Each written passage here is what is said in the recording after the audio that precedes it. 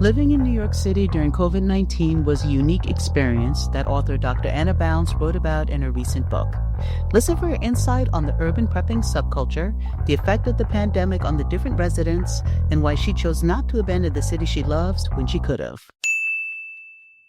This is the Urban Lady Prepper, and I would like to welcome a very special guest, Dr. Anna Bounds, and she is going to discuss her books with us, and I'm very pleased to have her on. And just to give you some background, Anna Maria Bounds is an associate professor of sociology at Queens College and City University of New York, teaching courses on urban sociology and social science research methods.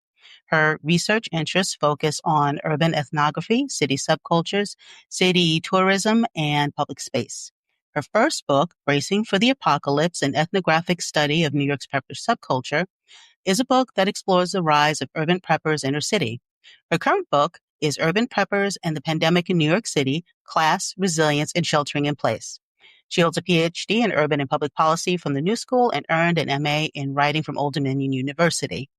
Her books shattered the perception that most preppers are lone wolves and dispels the trope of the prepper as the isolated rural white male obsessed with firearms. So she shows the difference between these different preppers. Those standard stereotypical preppers worry about what the government has in store for them, while urban preppers, on the other hand, worry that the government has nothing in store for them.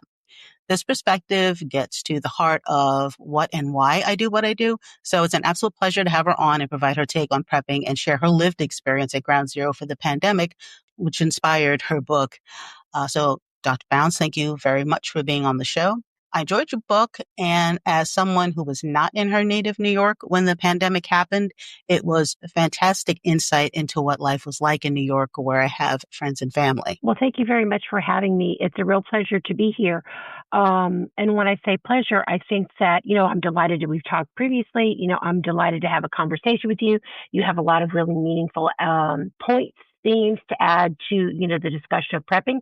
But I'm also glad to be here because we need to mark the moment. One of the things about the pandemic is it was very traumatic for people. And I'm worried that we're going to, just like with other pandemics, that we're going to be so busy trying to get out of that moment to forget that we're not going to be able to pass along meaningful information to help people in future pandemics, which is certainly going to happen. I mean, take a look at New York. We're an international gateway city.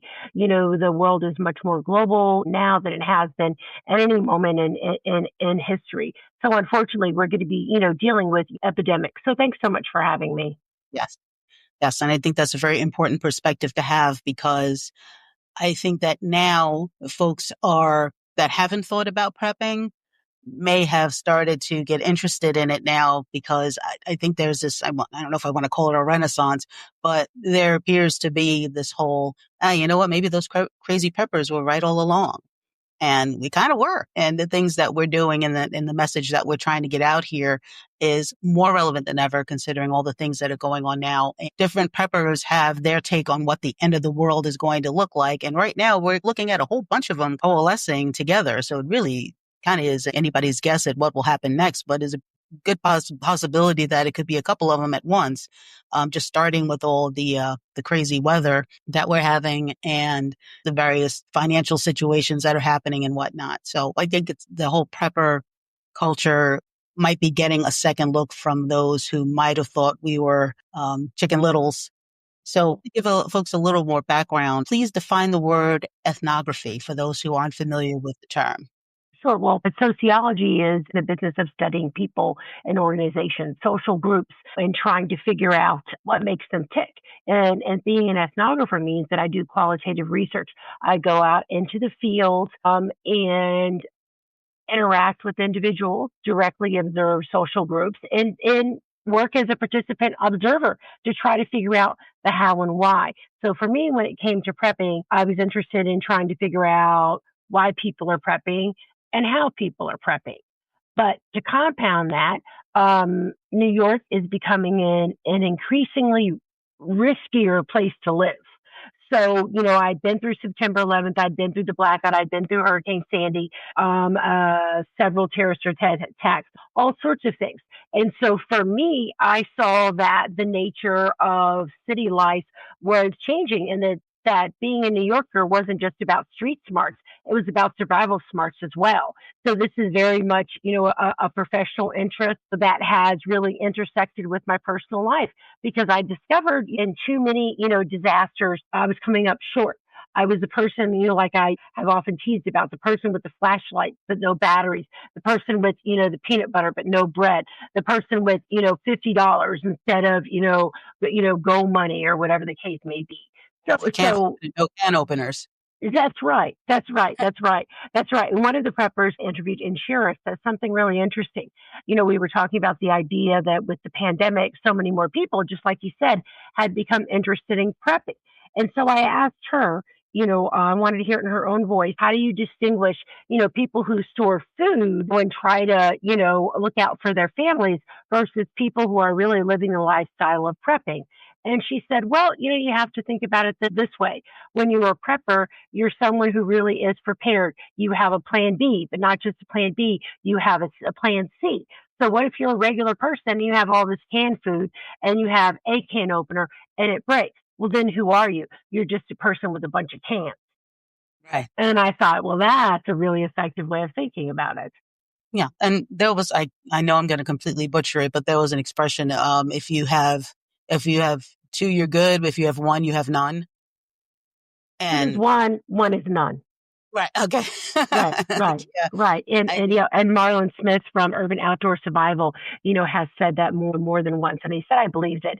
His grandfather or his father, instilled that to him. And it's also in him. And it's also very much a military phrase that you certainly, you need to be prepared. And unfortunately, a lot of us saw that when we had some supplies, but during the pandemic, but not enough. And that could be everything from prescriptions that you were unable to get to losing a pair of eyeglasses and only having one pair and then misplacing those. I don't know how many stories I heard I, from regular people about just simple things like that. You see birth control, for women and, and I was like, yep, I'm totally ready to go. And then I break my glasses. all sorts of things. And I talk about that in the book. It's pretty funny because I'm wearing glasses right now, but they're mainly for reading. But the funny thing is, I already had a prepping closet since I had been studying preppers. Actually, when my book came out was in 2020, right when the pandemic started. So thanks be to God that I had, worked with preppers and that they had trained me properly to have, stores at home and also to have a bug out bag, because that meant that I had the personal equipment ready. Yeah. We had masks, we had a sanitizer, we have rings, everything that we needed. So we didn't have to worry. And so we, just like a lot of the preppers that I talk about in the book at New York, when the pandemic, when things really started to shift in late February, early March, we were able to help other people and serve as information resources. It was fascinating that I saw a lot of people, serving as information resources for their neighborhood, for their family members, and trying to help people because they were already prepared, trying to share the information that they had really wanted to share for so long. And in some ways, it's sad because the first part of that story is, like you said, kind of a vindication. Not that, you wanted something bad to happen, but I heard from, Yeah. more than, more, yeah, from, more than one prepper. Oh, a statement that we weren't, like I said, we weren't glad that this happened, but, we're glad that we're prepared and we're glad that we could share our knowledge with other people. I think Marlon said something that was really interesting. He said, yeah, neighbors who knew I was a prepper and thought I was a weirdo for 5 years suddenly were texting me and asking for my information. So asking for, me to share my knowledge. And I received, calls, several calls too. Everyone did who had some knowledge. Well, and I have a question about that too, because I noticed that the first book, the prior book, Bracing for the Apocalypse, that came out before the pandemic, if I'm not mistaken. Now, did you contact some of these preppers post pandemic? My book came out in 2020. Okay, I'm thinking summer 2020. The pandemic hit March 2020. I stayed in contact with everyone. So the people that I talked about in the book, the people that I interviewed with, in the first book, it's a continuation in the second book.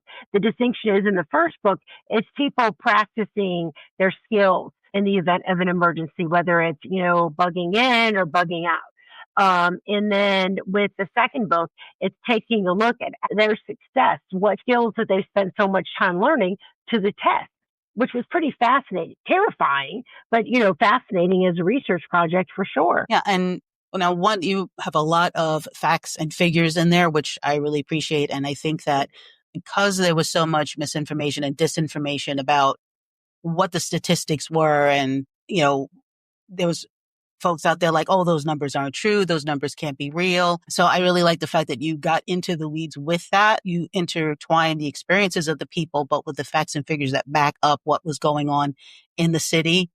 But one of the things that you focused on that I thought was interesting was how the folks that had money, or the folks that were wealthy, when it became clear that we were probably going to be on lockdown, that they got out of New York. And of course, with them left, well, I mean, the pandemic, nobody was really making any money because everyone was locked down. But you have a good portion of the population and tax base that have moved out. Not moved out, but got out of the area. And some of them never did come back. So I'm just curious, how do you think that the pandemic would have been different if everyone stayed? That's interesting, that because it's something that comes up a lot in conversations, and it's a really important question. I think one of the things that to keep in mind is the good news is that most of those people have returned.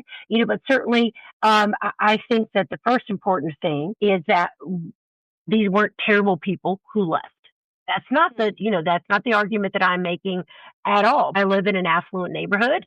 At the time I lived in, Greenwich Village, area of Manhattan, with a very, very high income average. And on my floor, I think we had 15 apartments, and there were only 3 apartments occupied by, I want to say, like the beginning of April. And we were one of those apartments. People left. And it's important to keep in mind that it shows, when I say people, that significant amount of people leaving the city showed the stark contrast between classes, right? That some people could be affluent enough to say, oh, wait a minute, something's happening. I can leave immediately and go to my second home. Or I can go and buy a place in cash because there were people who were able to do that. Or I can go and find a place to rent for a while. And that's terrific that they could do that, but not everyone could. So we need to think about, in terms of services to the city, there were concerns about being able to generate at that time enough tax revenue, because of course having wealth in the city means that you can help those people who are less fortunate through our social service net. So there was definitely a concern about the drain to the economy. There was also a concern about, tax revenue. And there was also a concern about businesses, local businesses like small restaurants and things that would provide delivery closed, in these neighborhoods. And so we can talk about on the economic level, but there's also an important social level to consider. When you have neighborhoods emptied out and they're not 24 hours and they're not well populated, that causes the neighborhood to change.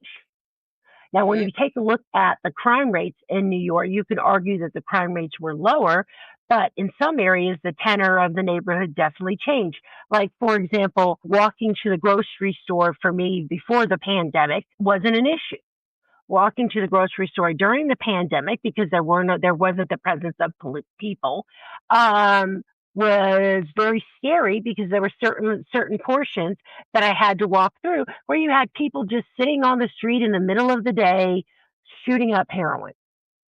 And the area that I'm talking about is a very well-to-do area. I'm talking about the area of, basically leaving Mercer, walking through the village to the Flatiron.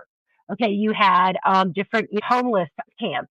And you had individuals who had been released from mental health facilities.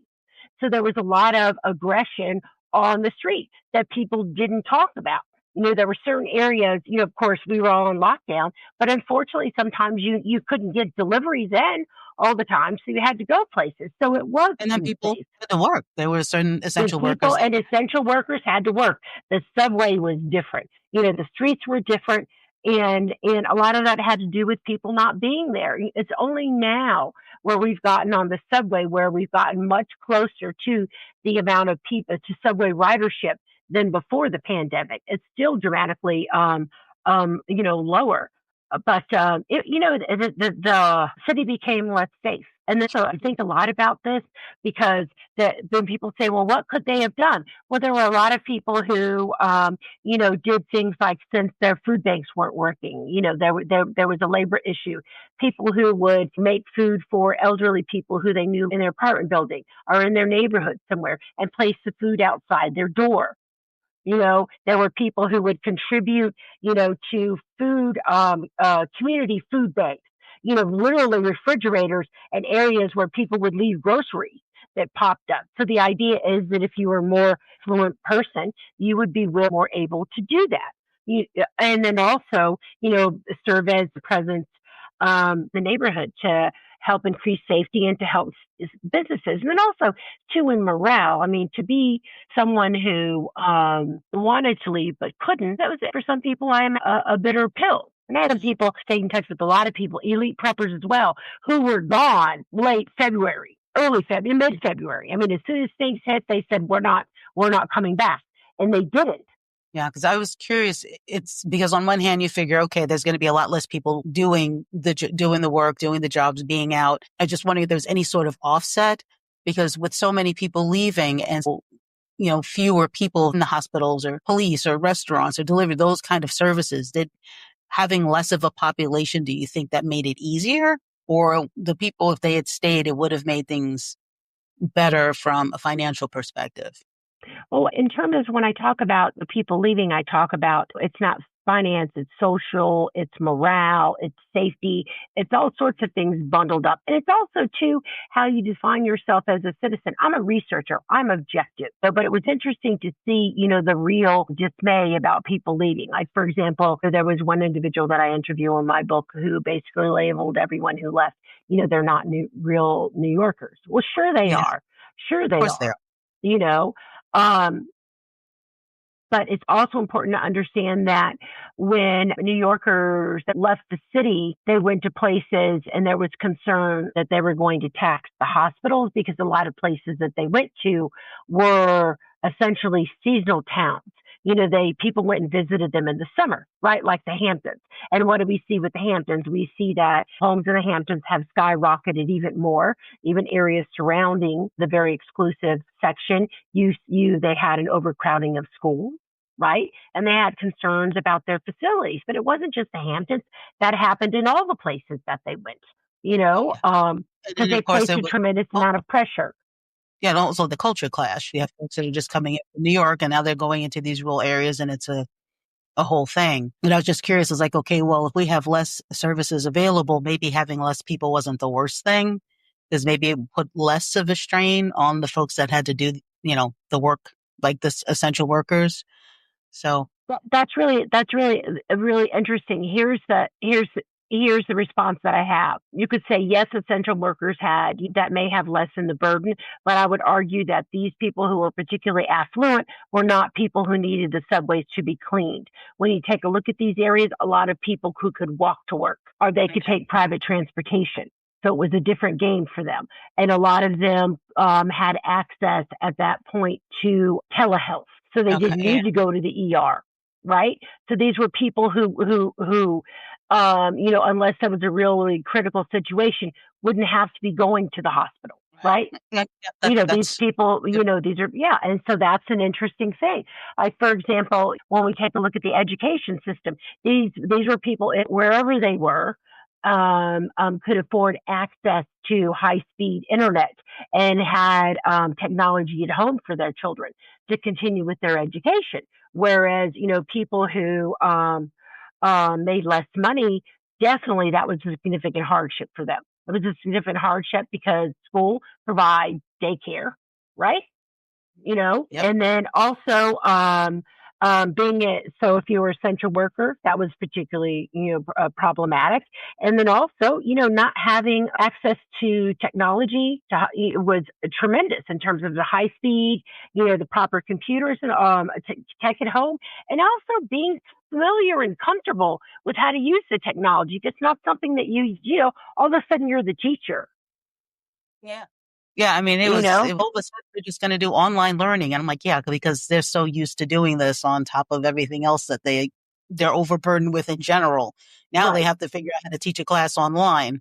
Yeah. Um, Yeah. so Yeah, on. and here was the interesting thing that about preppers.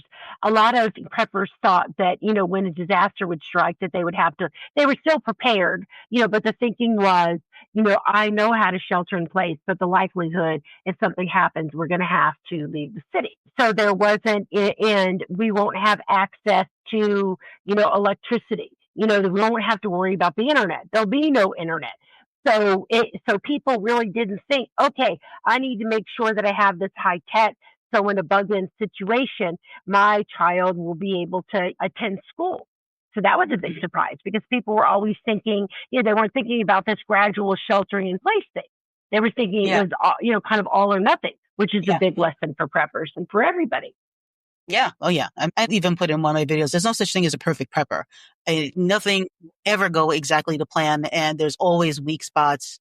I shouldn't say a weak spot, but there's always areas that someone is stronger in than another. They might be great at this, Those but are not so always great. surprises.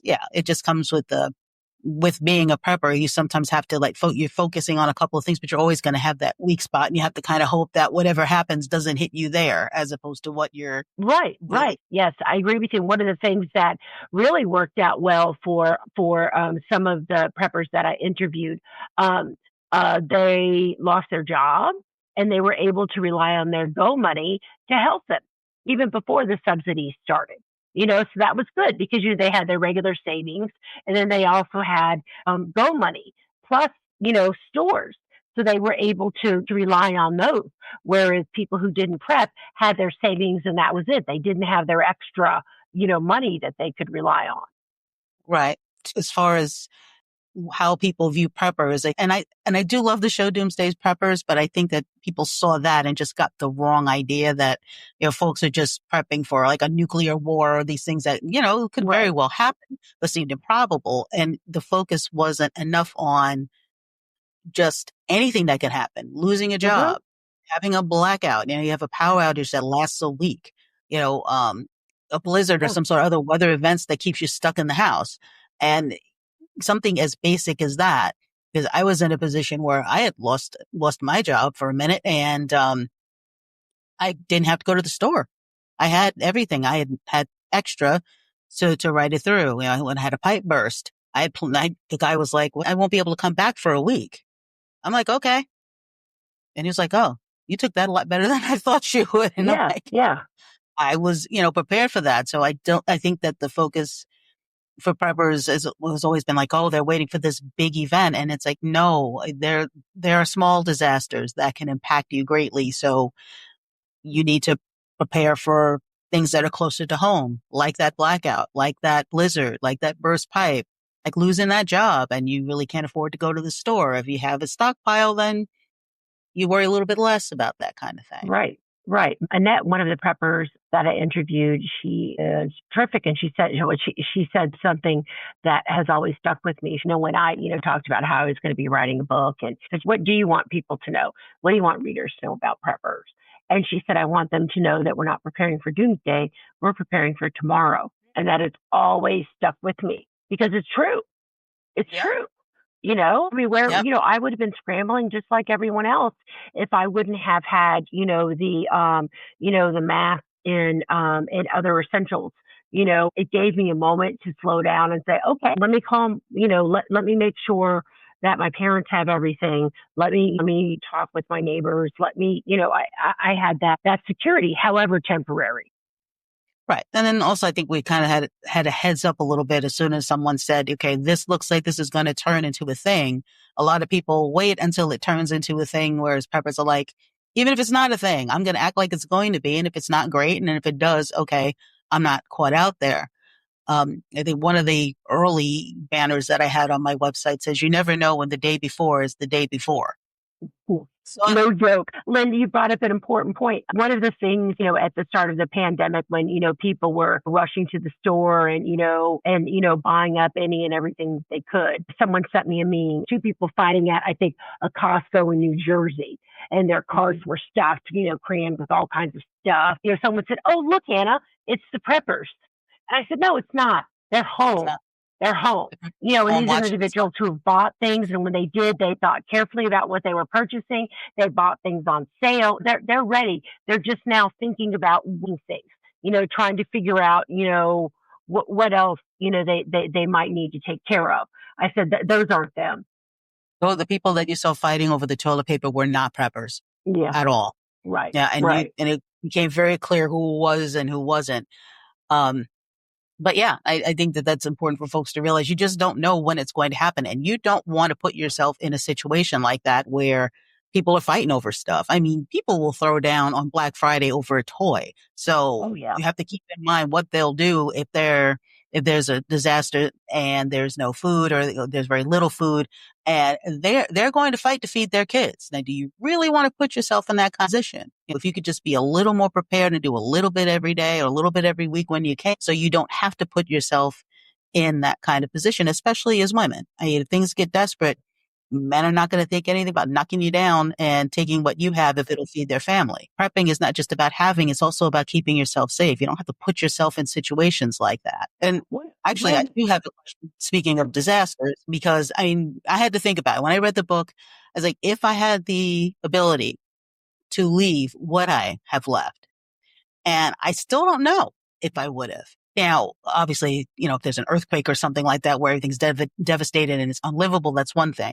But is there any disaster other than the city collapsing, like totally collapsing like an earthquake scenario that would make you leave New York? we, with the pandemic, we did have the ability to leave at the start, and we didn't. We waited several months, and then we went and stayed with my father.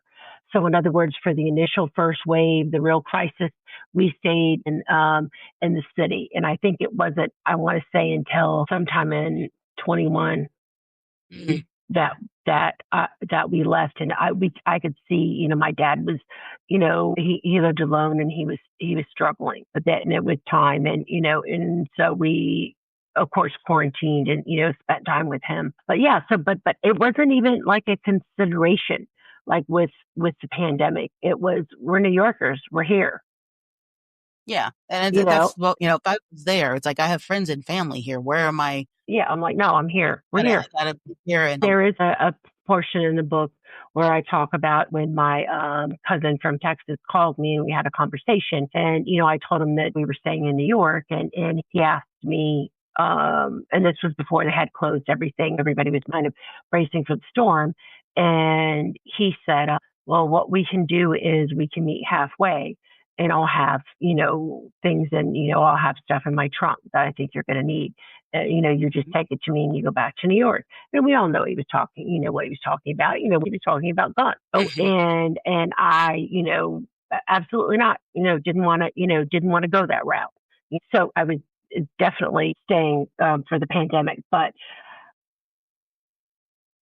with September 11th, we did leave when the city was shut down, I think, for that night. And I think the next day, maybe 2 days, I don't exactly remember, we did leave.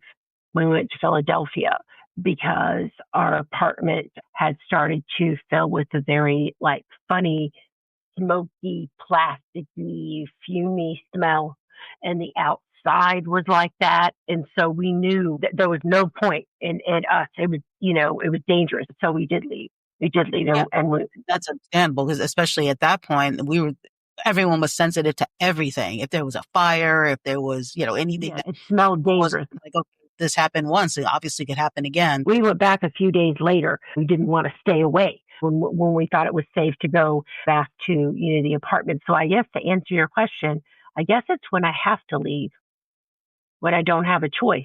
That was when we left. We didn't, lose any of our family or friends, but I feel for my students. So some of them, lost their entire family, and it was, so that was really challenging. And seeing how important, and the college has definitely made strides, all colleges have, but understanding that college students during disasters look to the school for support. And I don't really think that that's something that people had really ever thought about, I think, which is another, and I touch upon this at the end of my book. And one of the things that Queens College did that I thought was really terrific was that they started a food pantry, a mobile food pantry to deliver groceries to deliver groceries to students. They also increased the number of online and telephone counselors that they had because we saw that kids were really struggling and that they were grossly underserved.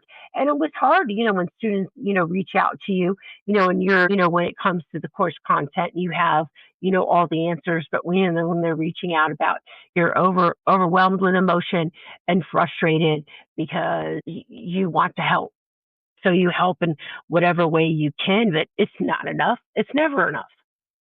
Right. I mean, you touched on this a little bit, if I remember correctly, in the book about how it's definitely PTSD involved for anyone that stayed. I'm sure that that's part of it. Just knowing, not just being in the city and not having your whole life change, but for the people who actually lost friends and family members. Oh, yeah.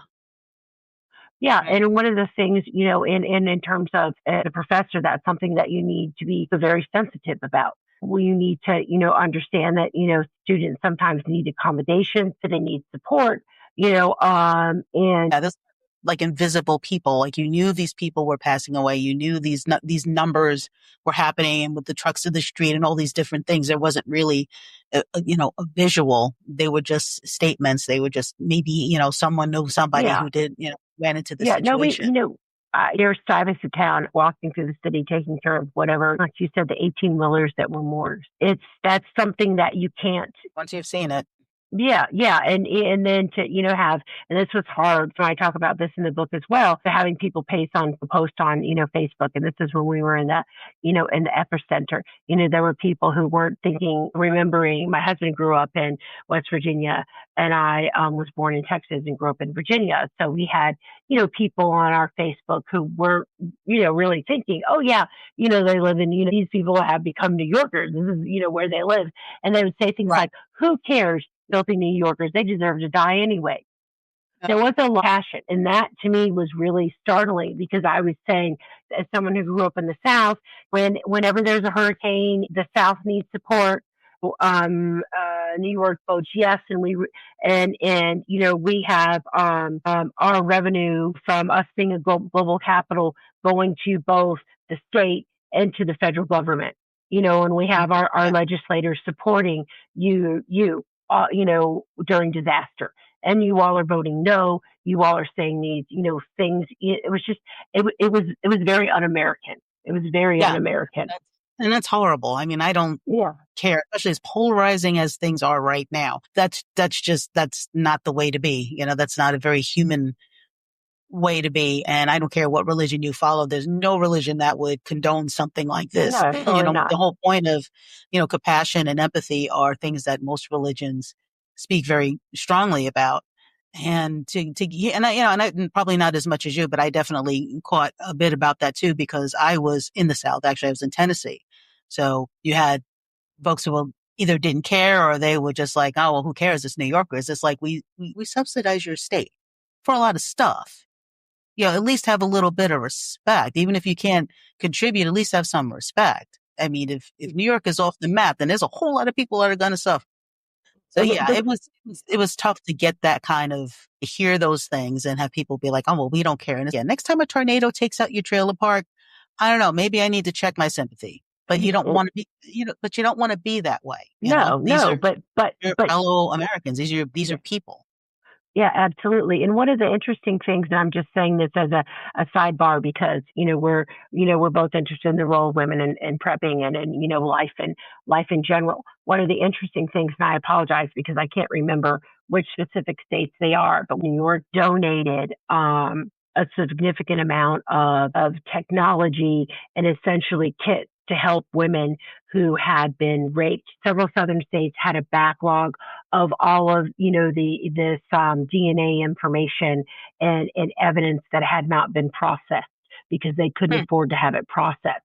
So New York essentially gave them the technology, the equipment to be able to take care of this backlog.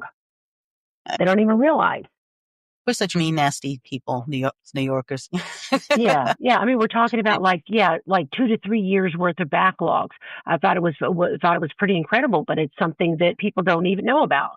Yeah, especially that's a huge thing. You have a lot of these smaller places or these other cities that just don't have the budget or the manpower to do that kind of work. To bring up something that we both obviously are actively preppers, and you touched on it a little bit when you started working on bracing. Were you a prepper at that point at all, or did writing that book make you a prepper?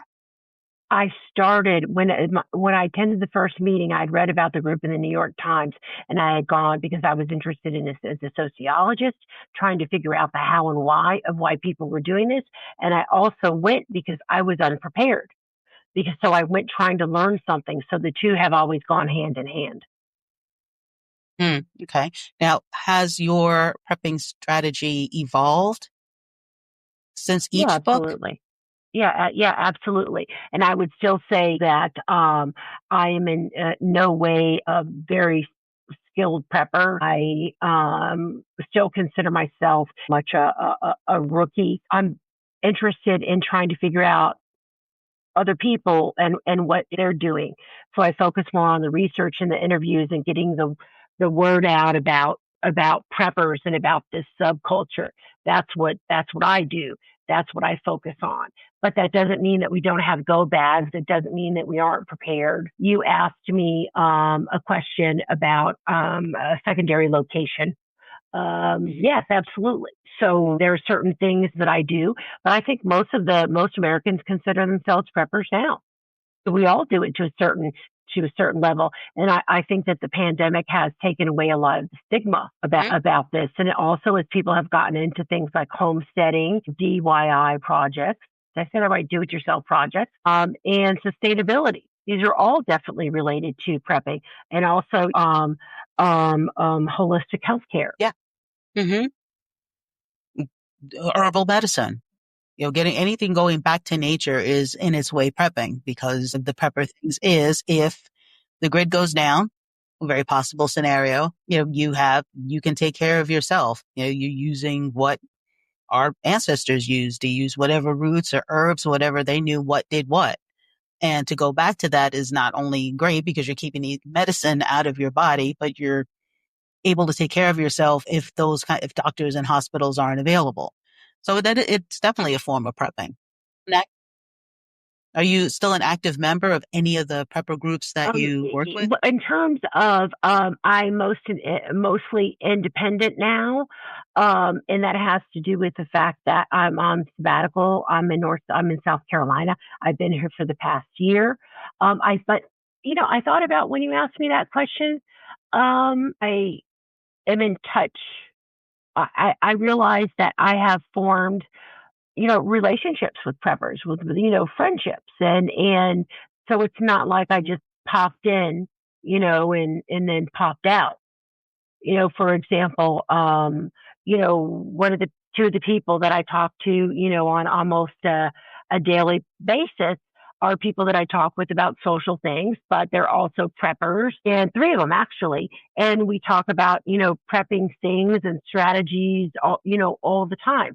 So I think while I don't, attend meetings regularly of a particular group, I'm in touch with preppers all the time, and forming connections in different ways. Now, being in the city and seeing everything that the first responders were going through, the hospitals and nurses and everything going on with that, having been there, have you ever considered another line of work after the book, say, maybe involved in CPR, maybe becoming some type of first responder or involved in that kind of way? I remember you had this on, and I thought that was an excellent question.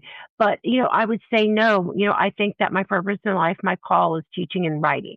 And I feel really that's where my treasure is. I remember taking, who we think we should call to see if I'm skilled for that. Let's call my AP biology instructor because I wasn't so great. I'd have an opinion. It's I like, was oh, not good good. job. Yeah. So I think she's probably thrilled, that I went more towards the social sciences and literature. Thanks for sure. And I'm huge on mindset. And one of the things that I try to hammer a lot, and maybe some listeners or readers are kind of bored with it, is like, she's always, we want to hear more about actual prepping stuff. And there's only so many ways you can tell someone you need to have canned food and have extra water and all these different things. But your mind has to be in the right place. Your mind is your greatest weapon.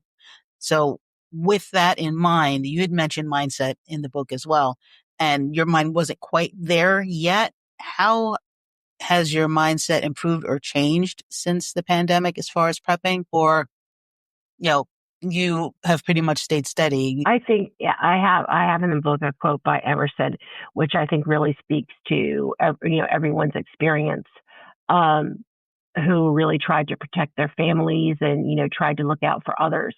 And there's one thing that disaster teaches us, pandemic taught us, is that character teaches above our will. In other words, sometimes you have to dig deep and you have to have a lot of courage to be able to help people. And when I say help people, I mean to be able to knock on your neighbor's door and say, hey, don't open it, but do you need me to get a prescription for you? I have some food. I'm just going to leave it here. To put yourself out there like that, to be in contact with a student and say, what do you need? How can I help? Those are the ways. It might not be medical, but those are the ways that, I help people. I have an extra this. I have an that in terms of what resources can I give you? In terms of being in a mind, I would argue that, factually, that a lot of people struggled with depression during the pandemic and also after, because lives have changed. Their businesses, people lost businesses, all sorts of things.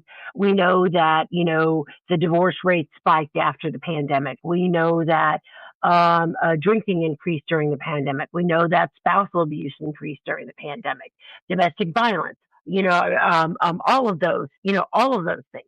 We know that. So coming out of that, I think that a lot of us had a lot of time to think and take stock and to figure out, and this is why I closed the book on talking about joy, to figure out what is meaningful to them. What can they change about their lives? How can we, help other people?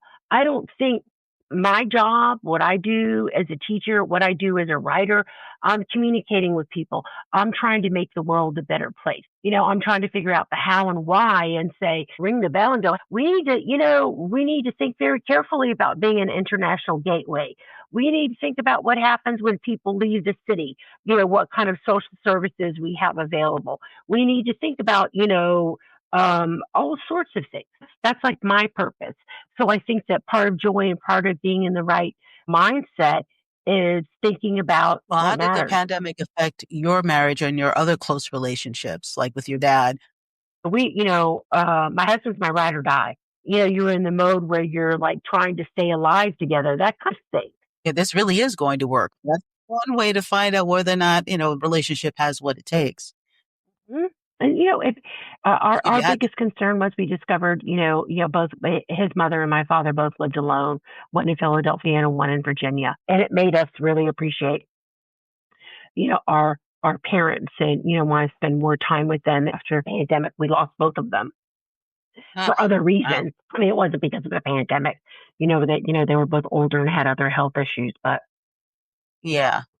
Now, during that time, did you lean on your spirituality more, less, or about the absolutely. Absolutely. I think that, a lot of us did. And the thing is, I had gotten away from the going to mass and living in Manhattan, going out with my girls, having some drinks, and, which is great. And I still do that. same? Some stuff that mattered to me before, it doesn't matter anymore. And I think that has to do with, as worried about keeping up with the Joneses anymore. Things will equalize, many things equalize people, regardless of their background or anything else.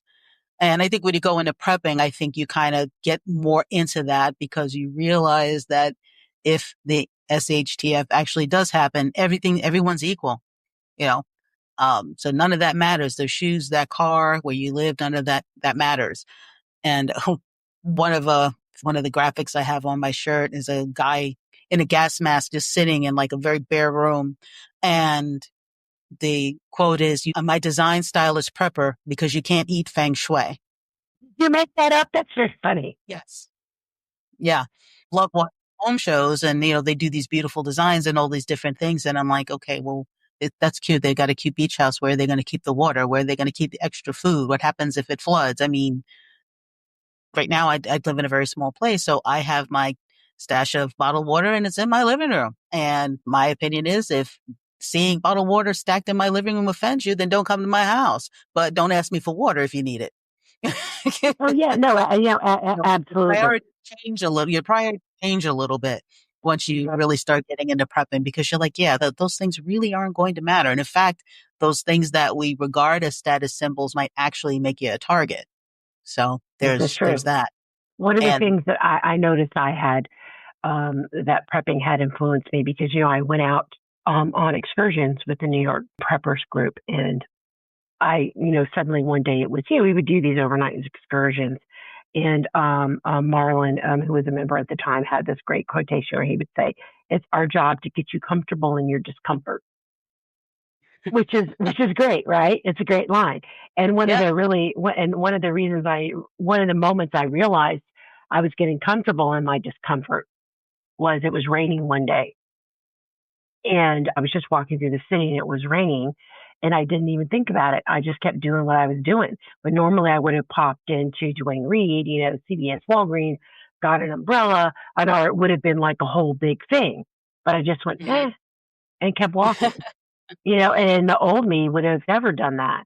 And one of the things that I tried to do during the pandemic and even before the pandemic to make sure that the people I love have proper first aid kits at home and that Mhm. they do have some stores, because I was trying to send supplies and things, and or parents like, oh, we don't need those, we don't need those, and then sure enough they did, making sure that people have ample supplies. Especially my niece, she has a 4-year-old.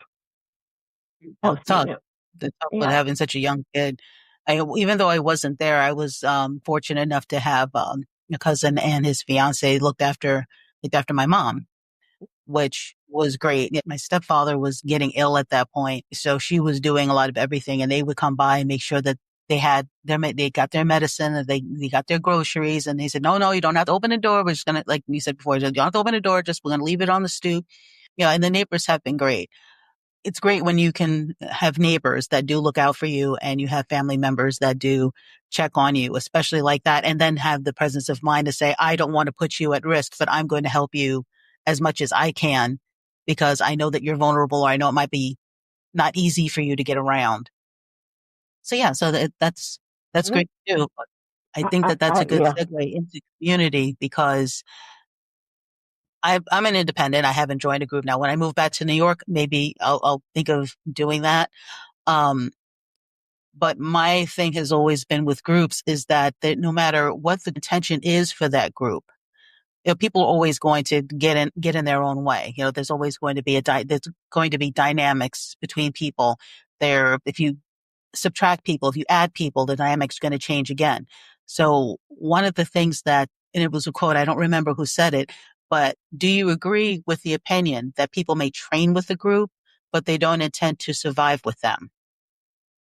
Oh, I think that's just, I think that's often the case. And I think a lot of that doesn't necessarily have to do with personalities or differences. It has to do with geography, Okay.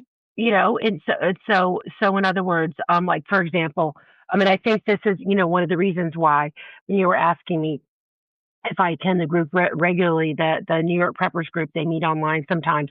They don't do excursions that often anymore, but I'm not in the city right now. But the interesting thing was you did have people would go and would train together, and it would usually be the one person, let's say, out of a family who was really interested in prepping.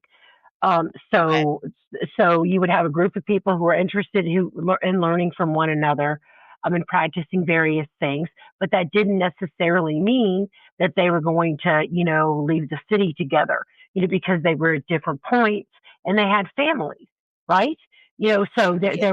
there was some talk, periodically of certain people forming, getting a safe house together.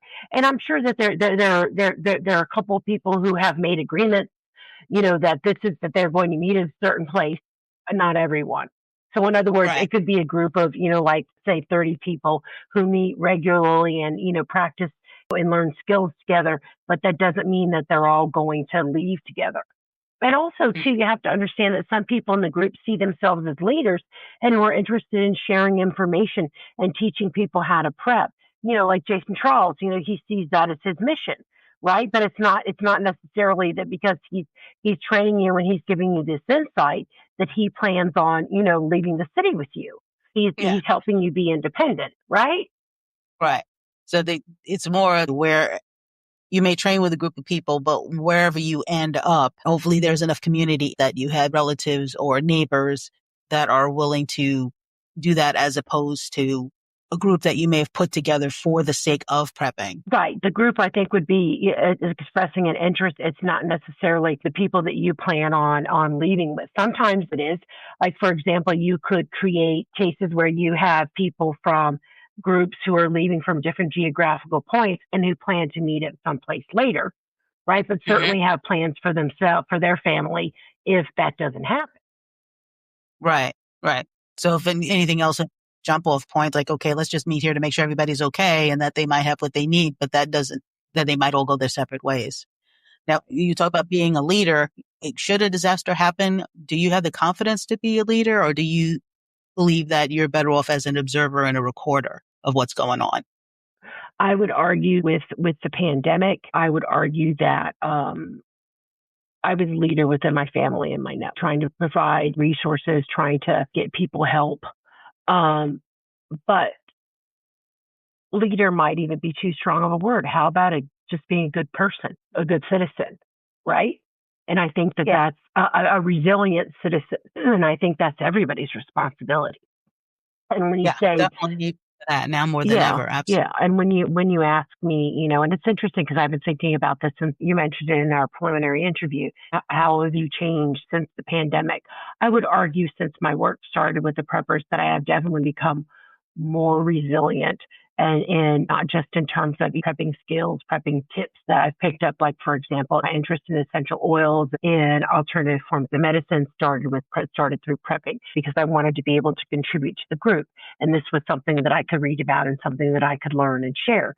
So I took on that responsibility because the great thing about a prepping group is that you learn from each other. That's the power of it. Right. And knowing the strengths of everyone is a good thing. Is there's always going to be some folks that would be good at pointing and shoot, just pointing and saying, okay, well, this is what we need to do. Can we have someone do such? But then to have someone who says, okay, well, I know how to do this and be confident in that and have the other folks trust them that, okay, she's been taking all this information down. We're just going to let her be the go-to for that particular thing. Right. Um, yeah, I think that's one way to look at it as opposed to like, it's like Rick Grimes and he's telling everybody what to do and everyone's just kind of blindly following him. Especially if you're in a group of peppers, it's kind of like owning a dog. Everybody thinks they know the right way to do it. Um, yeah. Yeah, and have you met preppers? They're very. Well, I mean, I'm being sarcastic, but look at you. You're a very independent, confident woman who has important contributions to make. It would be very hard unless you were someone who didn't have any skills, didn't have some goal about survival for you just to immediately, take commands from someone. Right. Yeah. And There has to be some kind of democratic process all of this and some kind of mutual. And that was one of the things that I took a look at in the first book, like the organization, how people work together.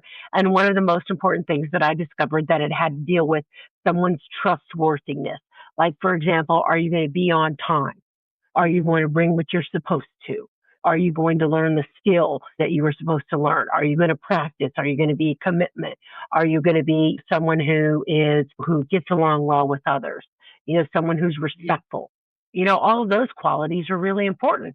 And they're going to, and we all saw how important those were when we were all stuck together, in tiny quarters, you right, know. you need everybody to have those kind of skills, that kind of emotional intelligence, especially in an area in New York where there's just such diversity. Now, just distilling it down further, of course, as female preppers, we had talked before how we do things a little differently. Out of all the people that you spoke with, what is your opinion on what the differences are between male and female preppers?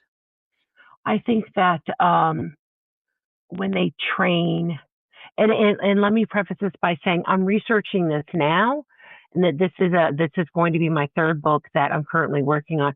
I'm interested in meeting and talking with female preppers because I think they're the unsung heroes of prepping. When we take a look at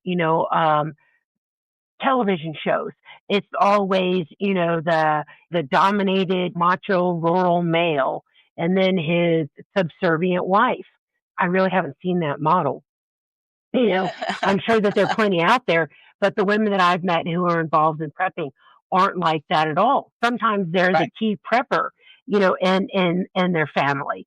So I would argue that there are many more female preppers out there, women preppers than people realize, and that have a whole host of skills beyond, again, in a popular American imagination.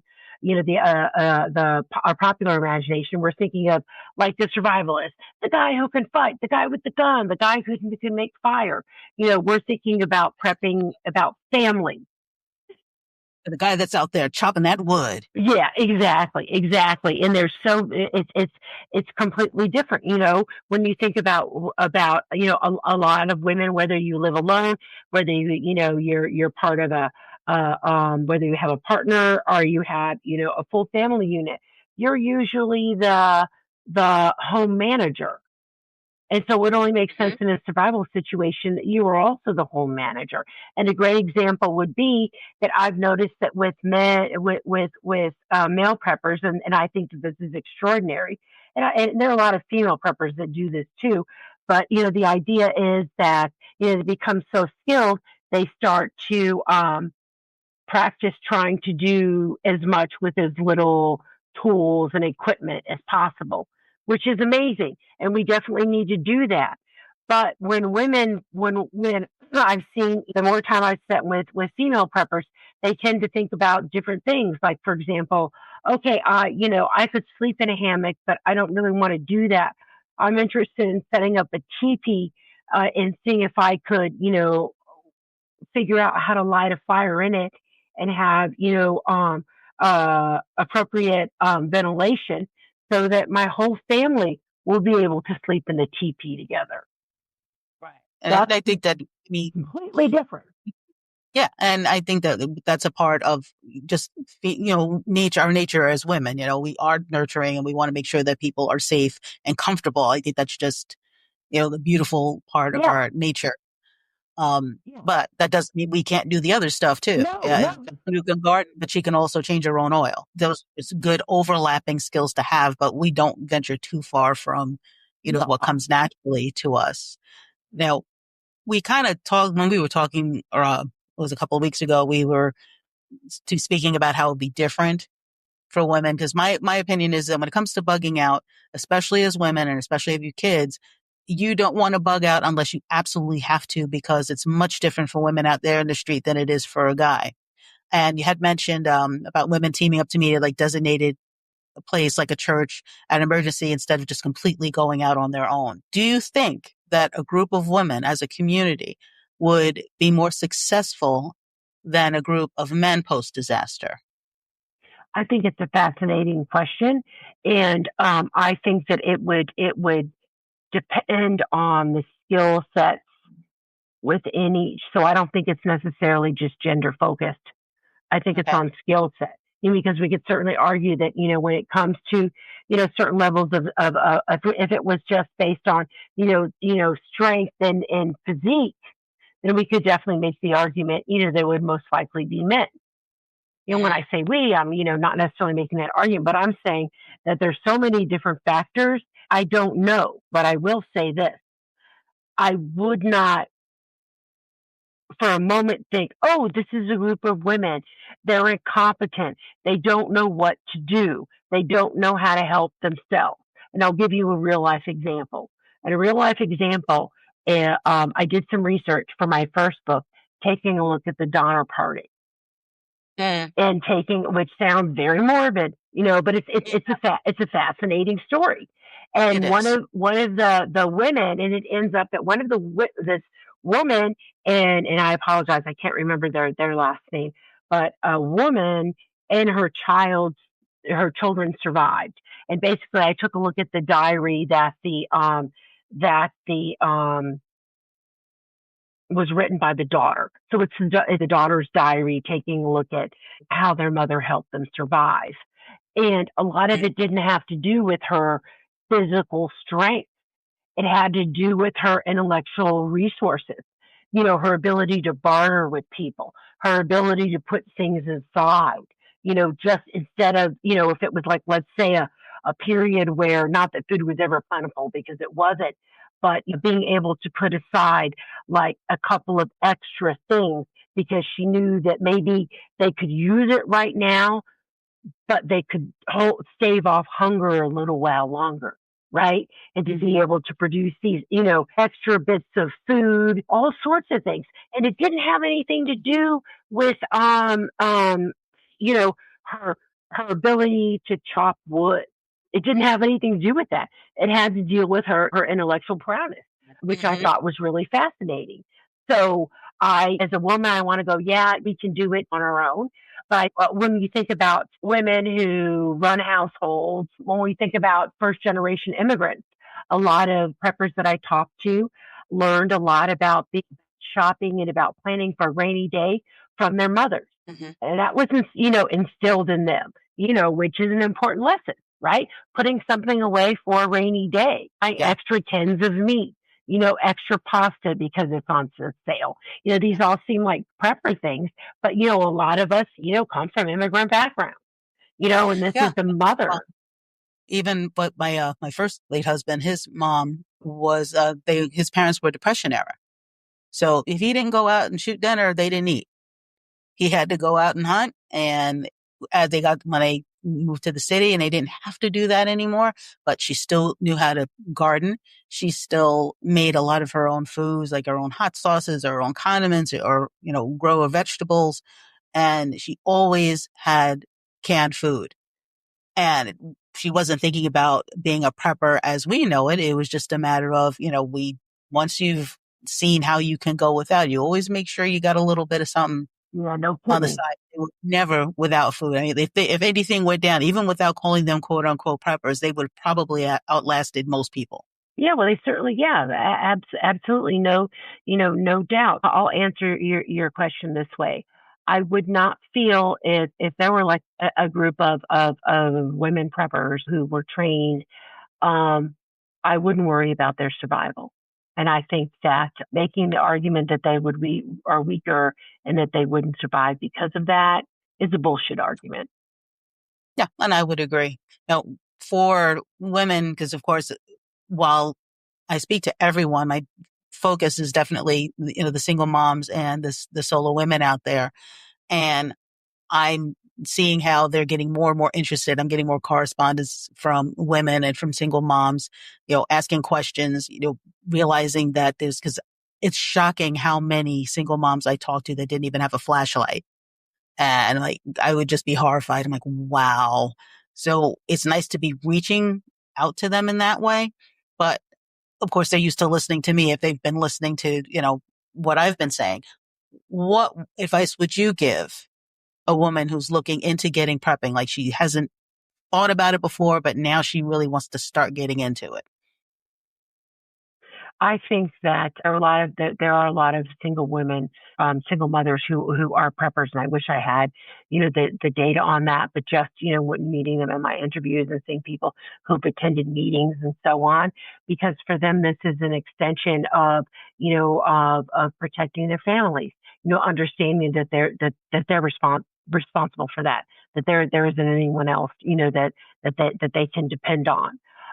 The advice that I would give them would actually be to understand that some of the things that they're going to be learning are things that, in some ways they're already familiar with because they have had to struggle. They've had to depend on themselves.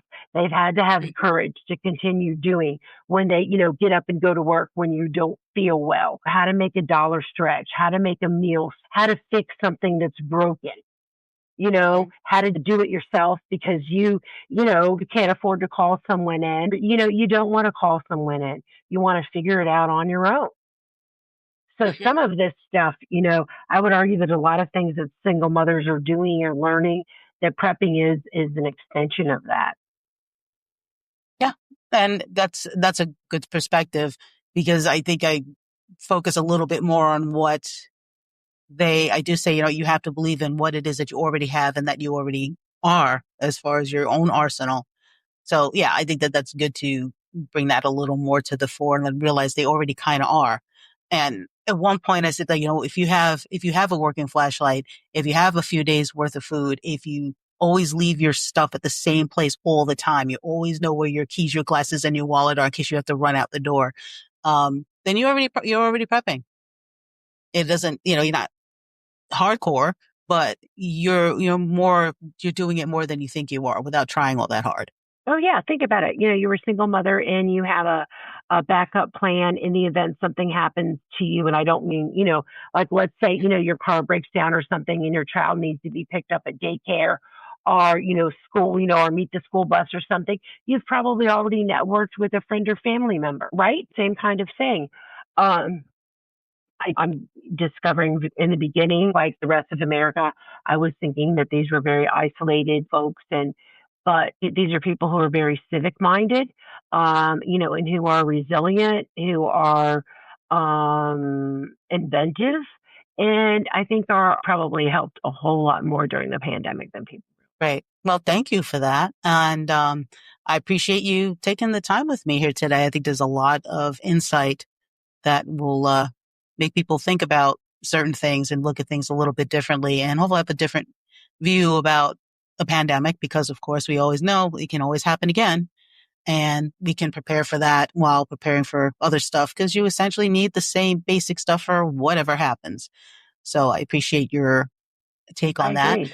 And Thank you so much for having me on. And I was hoping that you said something that, and I think it's on your website, that's really important. I was hoping that maybe you could close us out with it. It was what you were saying about tomorrow. oh, yeah, you never know when the day before is the day before. So prepare for tomorrow is the Amen. full.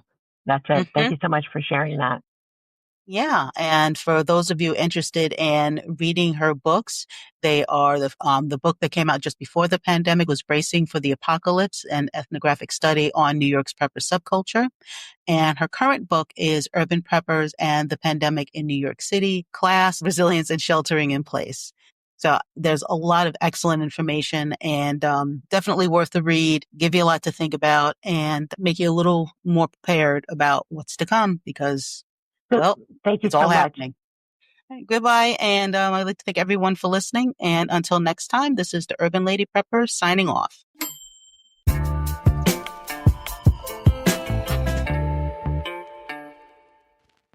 I'm sure I've given you some things to think about as you go through the upcoming week. Has this episode resonated with you? Let me know in the comments.